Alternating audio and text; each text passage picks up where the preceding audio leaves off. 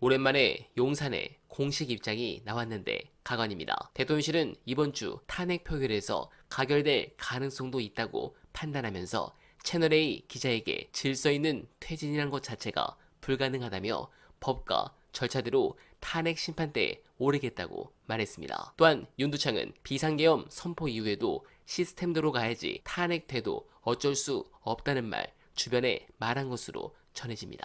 그러면서 일부 친윤계 중진들 사이에서도 하야 하느니 탄핵이 낫다. 하야는 민주당의 정권 헌납하는 것이란 말도 들리고 있습니다. 관련해 다른 의원들은 조기 하야 결정이 의원총회에서 확정되려면 과반 동의를 얻어야 하는데 넘기 힘들 것이라고 내다봤습니다. 네, 내려올 생각이 없네요. 그렇죠. 법대로 하라고 역시나 예상대로 나오고 있습니다. 자, 이 상태가 장기화되면 한국 신용도가 떨어질 수도 있습니다. 2016년 박근혜 탄핵 당시에는 반도체, 경기 호황 등으로 경제는 괜찮았을 때라 경제적 파장은 상대적으로 덜했습니다.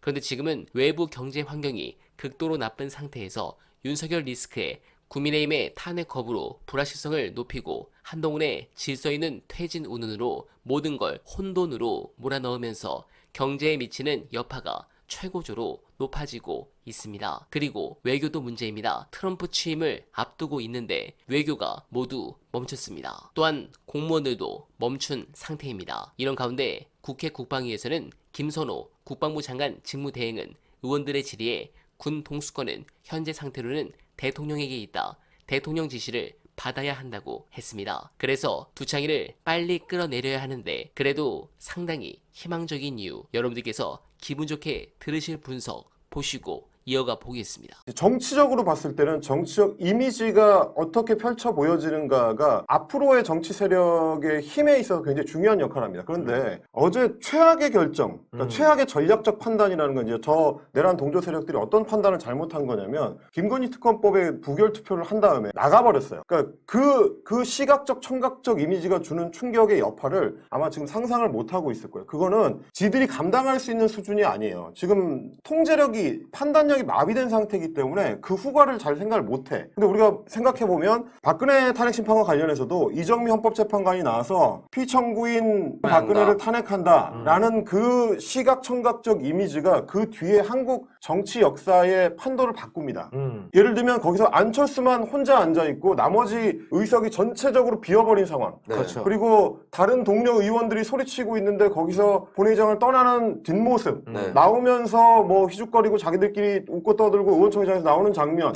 그리고 박찬대 원내대표가 단상에 올라가서 단상을 떠난 본회의장을 떠난 인간들의 이름을 하나하나 불러서 국회 회의록에 남기는 장면. 이런 네. 것들이 다 정치적 이미지고 곧 메시지거든요. 그날 국민의힘 정당이라는 그러니까 국민의힘이라는 정당은 끝난 겁니다. 그걸 돌이킬 수 있는 방법이 없어요. 그러니까 수습을 하려면 그 다음 단계는 뭐냐면 우리가 완전한 오판을 했다. 내가 내란 동조자의 한 사람이 되는 걸 거부하겠다라고 해서 탈출하는 수밖에 없습니다. 수습 국면은 이미 그날 끝난 거예요. 네. 이거는 아주 오랫동안 국민들의 뇌리에 남을 거고 네. 다음 주부터 진행될 어떤 정치적 상황, 수사적 상황에서 아무런 힘을 발휘하지 못하도록 국민 여론을 움직일 겁니다. 그게 무슨 의미냐면 지금 벌어지는 이 탄핵 집회는 광화문에서 벌어지는 게 아니에요. 국회의사당 앞에 수백만 명이 모입니다. 어제 네. 그 장면, 첫 번째 장면 생각해보시면 박근혜 탄핵 여러분 23차 촛불 집회까지 가요. 그중에 실제로 탄핵이 이루어진 게 20차 촛불 집회입니다. 네. 근데 어제는 말하자면 1차 첫 주말에 모인 인파가 여의도 국회의사당 앞에 100만 명이 넘어요. 앞으로 어떻게 될지 뭐 이런 걸 떠나서라도 그건 무슨 의미냐면 국정 운영의 중심축이 이미 광화문과 용산을 떠나서 여의도로 갔다. 의회로 왔다. 근데 여기서 의회란 뭡니까? 민주당과 야당이에요. 야권이야. 그러니까 이 상황에서는 이미 여당이라든지 뭐 정부라든지 이런 건 기능이 마비 없어. 아무도 믿지 않아요. 그럼 무슨 일이 발생하냐면 이제부터는 민주당을 중심으로 한 야권이 국회에서 뭘 하든지 아무런 여론의 역풍을 걱정하지 않습니다. 네. 예를 들면 이런 거예요. 국무총리 한덕수를 비롯해서 그날 국무회의에 참석했었던 국무위원들 전원을 내일 탄핵해가지고 다 차관급으로 지도급을 바꿔도 아무도 뭐라고 하지 않아요. 왜냐면 이 비상시국에는 그렇게 하라고 시민들이 명령하고 있기 때문에 이게 무슨 말이냐? 이미 정부 주체가 바뀐 겁니다. 그걸 인정하지 않고 오늘 국민의힘 당사에 그 내란의 주축 2명이 서가지고 나란히 기자회견을 한다. 저는 이 이미지 또 한 번 주는 거예요. 이 상황에서도 니네가 전국 운영의 주도권을 여전히 가지고 갈 수 있다고 생각하고 심지어 오늘 그 현장에서도 내란이라든지 쿠데타라든지 뭐 반란이라든지 이런 말을 단 한마디도 하지 못합니다. 그러면서 구체적으로 할 수 있는 얘기는 아무것도 없어요. 뭐만 아니면 수사적인 표현만 하고 실제로 지금 현재 필요한 것은 즉각적인 대통령의 하야 내지는 탄핵인데 그러면 적어도 타협안을 제시하려면 한 달 안에 어떤 조치를 취하겠습니다. 대통령이 하야할 수 있도록 설득하면서 그 한 달 안에 기간 동안에 이러이러한 전국 운영 구성을 가지고 야당하고 어떻게 협조하겠습니다. 이렇게 가야 되는데 한덕수 얘기하는 거 보십시오. 여당하고 협조한다는 얘기가 들어가 있어요. 네. 무슨 말이냐?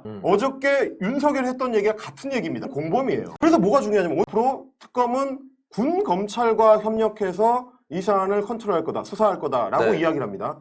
군 검찰이 중요해요. 제가 며칠 전에 초반에 말씀드렸던 게 수사 레이스가 시작된다라고 했을 때 네. 경찰이 가고 검찰이 가는 거 어차피 두 조직 다 목숨을 걸어야 되기 때문에 검찰 놈들이 초반에는 지금 협조하는 것처럼 보여도 어느 단계를 넘어가면 자빠집니다. 그리고 지난 근해 탄핵과 윤도찬 탄핵은 완전히 상황이 다릅니다. 감히 가발 거치대 한동훈이 이딴 말을 짓거리는 게 구토가 나올 지경입니다. 지금 의외의 답을 구하고 있는 시민은 없습니다. 이미 헌법에서 결론을 받아든 상태입니다. 윤석열은 내란범입니다. 이번 탄핵은 단지 시민이 이미 확고히 아는 사실을 의회가 수행하는 문제일 뿐입니다. 이것은 중대한 차이입니다. 지난 토요일의 탄핵 표결은 그래서 2016년 표결과 의미가 거의 정반대입니다. 2016년 표결은 긴 탄핵 정국의 최종장이었습니다. 이날 결과가 정치 공동체의 미래에 정말로 중요했습니다. 다만 지난 토요일 표결은 이번 탄핵 정국의 문을 연 날입니다. 그래서 이날 결과는 실망스럽지만 치명적이지도 돌이킬 수 없지도 않습니다. 국민의힘은 앞으로 탄핵안이 가결될 때까지 매주 지난 토요일의 악몽을 다시 만날 것입니다. 매주 커지는 여론 압박을 받을 것이고 야당에만 주어지는 카메라와 마이크를 그저 바라봐야 할 것이고 이례적인 시청률로 몇 시간씩 이어지는 실황 라이브에서 악역을 맡을 것이고 동료들끼리도 긴장과 의심을 견뎌야 할 것입니다. 이렇게 쌓은 업보를 일요일 지역구에서 온갖 비판을 받으며 정산을 당할 것이고 지선에서 심판받아 조직이 무너져 자신의 다음 총선에서도 심대한 타격을 받을 것입니다. 그런 부분에서 자꾸 방송에 나와 민주당 전략을 비판하는 우상호가 가증스러운 상황입니다. 지금처럼 계속 살라미로 탄핵을 걸어 저들의 자원이 마를 때까지 밀고 나가는 게 맞습니다. 여러분들이 민주당에게 더 힘을 주십시오. 여러분들이 수박을 경선에서 날렸기 때문에 이런 의원들을 얻게 된 것입니다. 여러분들도 두창이가 빵에 가는 그날까지 그건 얼마 안 남았군요. 정권교체의 그날까지 더 힘을 내시길 응원드리며 어날만은 내일도 최선을 다하겠습니다. 여러분 고맙습니다.